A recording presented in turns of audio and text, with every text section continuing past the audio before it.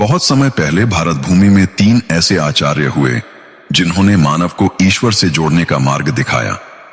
शंकराचार्य, रामानुजाचार्य और मध्वाचार्य।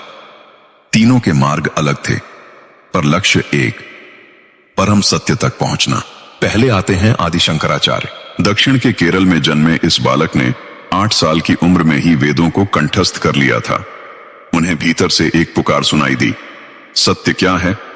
उन्होंने देश देशांतर की यात्रा की और जब तक वे हिमालय पहुंचे उन्हें अद्वैत का अनुभव हुआ। ब्रह्म सत्यम जगन मिथ्या, यानी यह संसार माया है और केवल ब्रह्म ही सत्य है। उन्होंने कहा, मैं और ईश्वर अलग नहीं, मैं ही वह हूं। यही बना अद्वैत दर्शन, जहां आत्मा और परमात्मा एक हैं। फिर आए रामानुजाचार्य, जिन्होंने प्रेम को मार्ग बनाया। उन्होंने कहा, मनुष्य और ईश्वर अलग हैं, पर प्रेम से दोनों का मिलन होता है। उन्होंने भक्ति को ज्ञान से ऊपर रखा। सेवा, दया और समर्पण ही सच्ची साधना है। उन्होंने सिखाया कि ईश्वर हर जीव में बसता है और किसी भी प्राणी से घृणा करना स्वयं ईश्वर से दूरी बनाना है।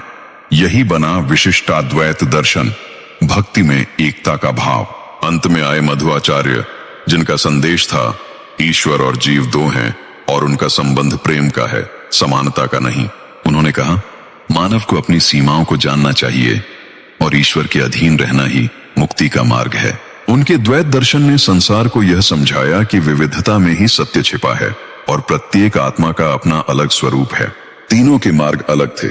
शंकर बोले, तुम ईश्वर हो। रामानुज बोले, तुम ईश्वर के अंश हो। मध्व बोले, तुम ईश्वर के भक्त हो। पर तीनों का उद्देश्य एक था, अंधकार से प्रकाश की ओर, अज्ञान से ज्ञान की ओर। कहते हैं, जब तीनों के विचार एक बिंदु पर मिलते हैं, वहां मनुष्य और ईश्वर का भेद मिट जाता है।